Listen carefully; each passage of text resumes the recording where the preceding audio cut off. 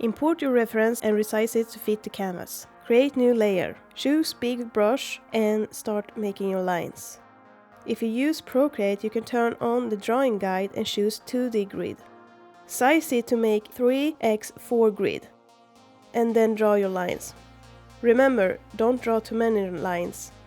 3x4 works great. When it's done, export your image and use it as your reference. Don't remove the layer grid. Now it's time to start the drawing. Look at your reference and draw what you see in that square. Make it simple. No need to have too many details, you can add that later if you want. When you are happy with your sketch, remove your grid layer and start drawing like there is no tomorrow. This technique can be used for pretty much anything, portraits, animals, among others.